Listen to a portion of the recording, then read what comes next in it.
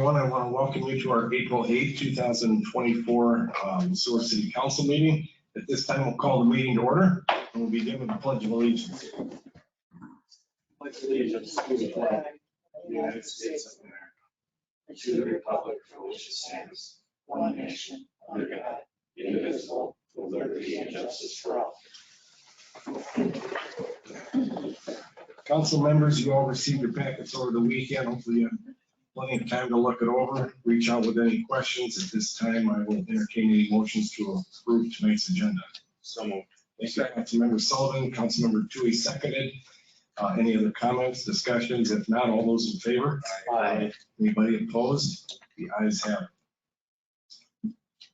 Moving on to the consent agenda. All items on the consent agenda are considered routine and have been made available to the city council at least 2 days in advance of the meeting. These items will be acted in one motion. There will be no separate discussion of these items unless the council members or citizens so requests.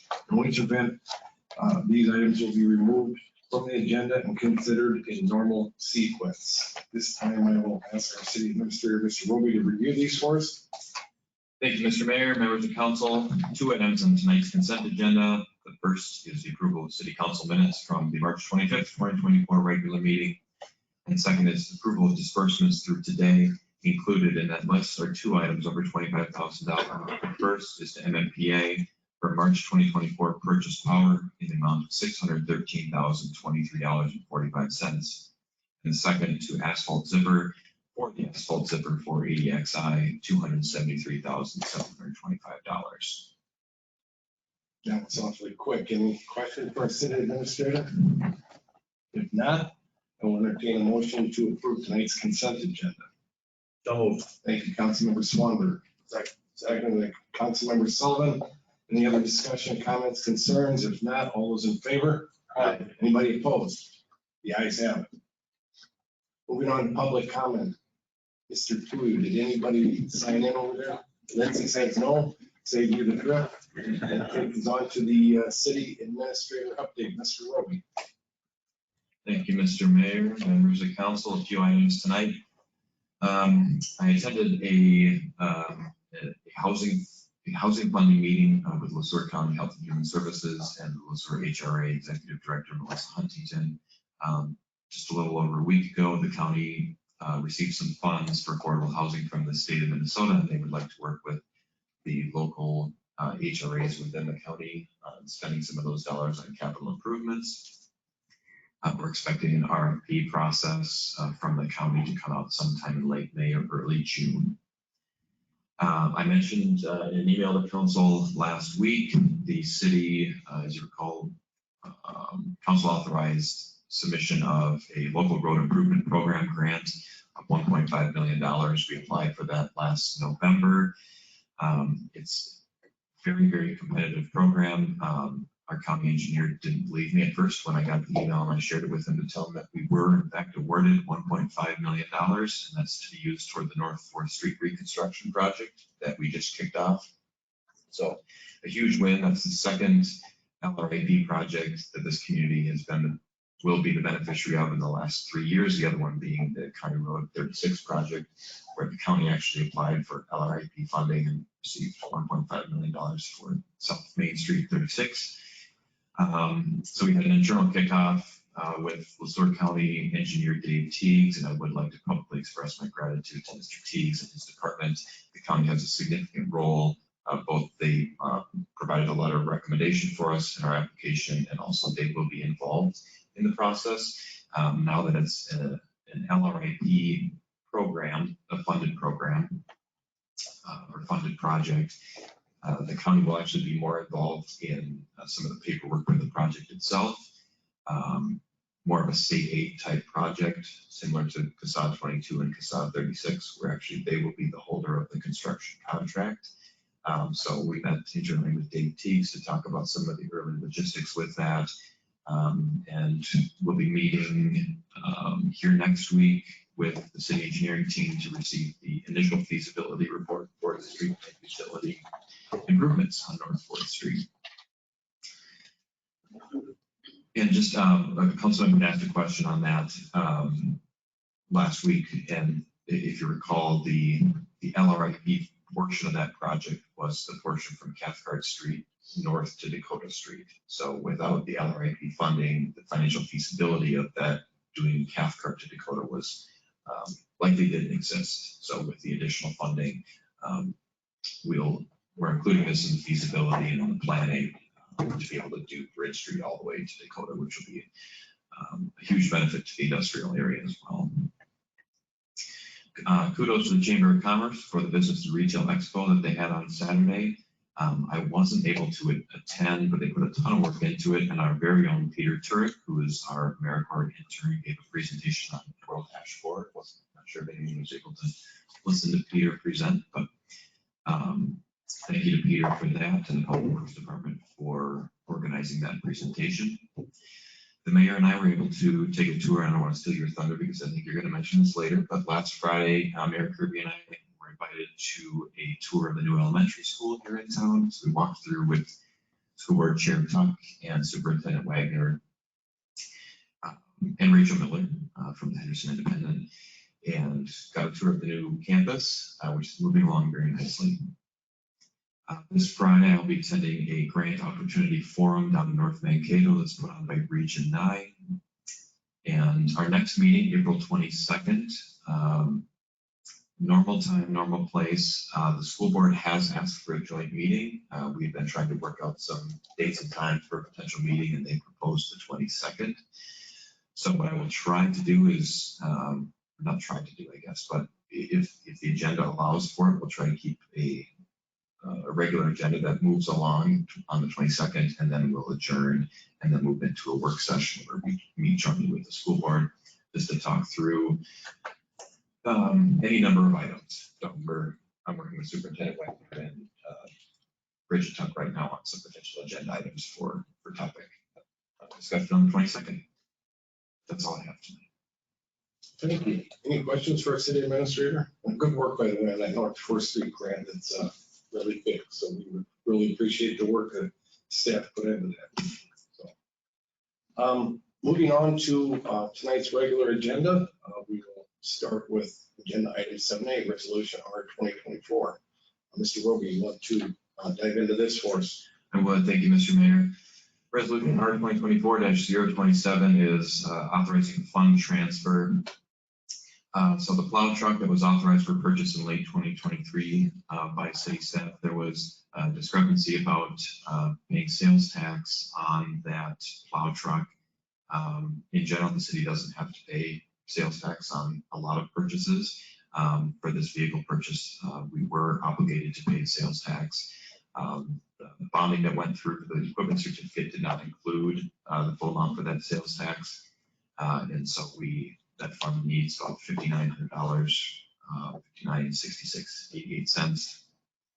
So the proposal from staff is to transfer money from the general fund 420 into fund 429, which is the actual fund that we established for the equipment certificate. Thank you. Anybody have any questions for Mr. Roby regarding this subject? Yeah, I mean, is this something that's happened in the past, Joe, or just never had this type of purchase before? We have, I would say there was just some uncertainty about whether for this specific vehicle we would need to pay sales tax. And so we had received it on the initial quote, as we do. It's not uncommon for us to get a quote with sales tax. We send a check to the vendor saying that we don't pay sales tax on it. And in this case, they came back and said, yeah, you do. Matter of fact, on this transaction, you do. And this is a transfer of funds, of course. Yes. So, is there any other questions? If not, I will entertain any motion to adopt resolution R 2024-027, authorizing transfer of the funds as presented. So moved. Thank you, Councilmember Swanberg. Second. Councilmember Williams. Any other discussion, comments, concerns? If not, all those in favor? Aye. Anybody opposed? We have one opposed. Mr. Tui, if that could be noted. Thank you. Moving on to item number 7B, resolution R 2024-028, fire department purchase. Mr. Roby. Thank you, Mr. Mayor. I've got a couple of slides here, mostly just to show some pictures which are in your packet, so there's no new information being shown here, just for the public's pleasure. The fire department has been seeking to replace its 1998 grass rake. A grass rake, just for those listening at home, it performs a lot of the functions similar to an engine itself, although it's much better for off-road and challenging driving conditions. The committee at the fire department, as they do for major equipment purchases, had a committee. The committee looked at various design elements, what's needed, what's not. At their March 26th meeting, which I was able to attend, the department did select a final design, and it is purchased through Hyman Fire Equipment out of Sioux Falls. It's a 2024 F550 chassis, gas chassis, with a wildland apparatus attached to the back. Total build cost of this truck is $196,061. The request in front of council is to authorize purchase of this. The proposal to fund the truck itself comes from a few different sources. As you'll recall, in late 2023, the city received $184,000 from the state of Minnesota in one-time public safety aid. This was authorized by the legislative session in 2023. All cities and towns and counties received some level of funding. The proposal here, in conversation with both Police Chief Sueur and Chief Jesse Wenish, is to use $90,000 of this funding toward the purchase of this truck. The Fire Relief Association has pledged a donation of $35,000. They've also received a $25,000 grant, from the Schmidt Foundation, and a private $10,000 donation to put toward the purchase of the grass rake. As I outlined in the memo, the payments, as with most of our major equipment purchases, there's $60,000 change due up front, $61,000, $385,000 due up front for the purchase of the chassis, and then the remainder is due upon delivery, which is estimated. It's estimated to take about 2 years to take delivery. So while the Fire Department Relief Association cannot pledge more money than it has right now, I would anticipate that I'll have a conversation with the association for the next couple of years about seeing about using some of their additional dollars toward the final cost of the truck. Thank you. Any questions, Mr. Tui? Is it the intent that the city will not have to pay any of this? I would say that's the goal. That's my goal, is that the city directly itself would not have to pay for any of this. Thank you. Anybody else? Is that 90,000 the first chunk out of that 184? Yes, it is. So that's a good question. And as I said, Chief Wenish and Chief Sueur have met about these dollars. I met with both of them to talk about what they would like to use these dollars for. They're not supposed to be used on, you can't use the money from the state to put into retirement funds. You can't use it to pay relief associations. You can't use it for building or infrastructure improvements, because one of the things we thought was, well, great, we can make some really substantial improvements to the fire hall or the police station. We can't use the money for that. You can use it for training. You can use it for employee wellness. You can use it for capital equipment purchases. And both Chief Sueur and Wenish, the conversation we had was, I would like to eventually bring a recommendation to council to use maybe $5,000 to $10,000 of this money on emergency preparedness equipment. So that's updating computers and technology for our emergency operations center here in City Hall. And then the remainder, likely going to the police department, and Chief Sueur and I stay in contact about that. This is a use it or lose it? No, it's a use it right now. And when the legislation was passed, there were, as I mentioned, some strings attached to it, but there was no reporting mechanism required.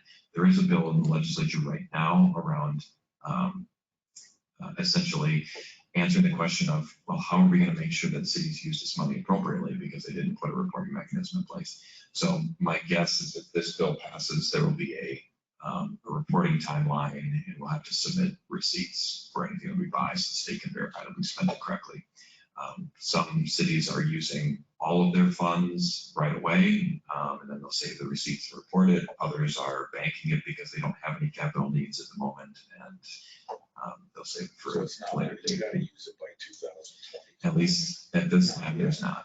Correct. Mr. Sullivan, do you have anything? Thank you. Any other questions, comments? I'll entertain a motion to adopt resolution R 2024-028. So moved. Second to Councilmember Swanberg, second by Councilmember Sullivan. Any other discussion, comments, concerns? If not, all those in favor? Aye. Anybody opposed? The ayes have it. Thank you. Moving on to item 7C, that was added, personnel action, Public Works and Facilities Supervisor, Mr. Roby. Thank you, Mr. Mayor. Normally, this is an item that would not be a green sheet or a regular agenda item, but we wrapped up our hiring process for this last Friday, right around the time that the agenda was going out. And to be able to move forward with the process, we wanted to get it in front of council instead of waiting 2 weeks. As I mentioned previously, the city staff had proposed that we modify the vacant facilities and airport manager, that was Mr. Andy Szymanski, who left the city in January, to combine that with the Public Works Department to allow that department to oversee facilities and operations at the airport, to really spread out our knowledge base, and create some redundancies at the airport as well as with our facilities management, and to move that into Public Works. As part of that, the proposal is to create a supervisor position within Public Works. It was a competitive hiring process. We had 8 candidates, 4 very good interviews, all conducted late last week. And we have made an offer to Shane Meyer, who currently serves as the lead operator in the Public Works Department. Thank you. Anybody have any questions? Mr. Roby? If not, I will entertain a motion approving the hire of Shane Meyer as our Public Works and Facilities Supervisor. So second. We'll go with Mr. Schrader first and Councilmember Swanberg seconded. Any other discussion, comments, concerns? If not, all those in favor? Aye. Anybody opposed? The ayes have it. When this takes us into items of appreciation, council members, this is your opportunity to share what's going on in the community, what's going on with your commissions, and we will start off with Mr. Schrader tonight. I attended a Sueur County officials meeting on Wednesday, the 27th in Waterville. Upcoming meetings, I have a Region 9 full board meeting on Wednesday and planning commission meeting on Thursday. Thank you. Take us to Mr. Sullivan. I have nothing to report. Councilmember Swanberg. I have nothing tonight. I'm going quick. Councilmember Toohey. Yeah, I did attend the business thing up there and you know, met some people. I did not see the presentation, but I made the loop a couple of times and looked like it was well done. And I'd like to congratulate Councilman Swanberg for the Minnesota Interscholastic Administrators Association Hall of Fame induction. Thank you. Congratulations, Mr. That's it. Swanberg. Councilmember Williams. I also attended the Reach Out Expo and the little dance recital, which brings in a lot of people, which was nice. Our PAC meeting last Tuesday, and they're planning to do Arbor Day on the 29th up at Joe Eagle. Thank you. All I had to share is, Mr. Roby mentioned earlier, I had the afternoon on Friday to go tour the new school with City Administrator Roby, School Board President Bridget Tuck, Superintendent Jim Wagner, and of course, our editor from the Anderson Independent, Rachel Miller. What a great opportunity to check out how the school's coming along, a lot of progress, a great asset for the young students in our community. And I think even a bigger asset for the community itself. So it's pretty exciting to see that coming around and looks like they're on target to hopefully move in there by October. So, and with that said, April 22nd, we're having hopefully Mr. Roby will get you more details on that joint meeting with the school board. This is going to be a great opportunity. The objective for this meeting is to kind of renew our relationship with the school board and also discuss some shared resources and some partnerships. So this will be a wonderful opportunity to kind of share a few ideas with them. And with that, I have nothing else, and I will ask that does anybody want to make a motion to adjourn this meeting? So, Thank you, Councilmember Schlinger. All those in favor? aye. Anybody opposed? The ayes have it.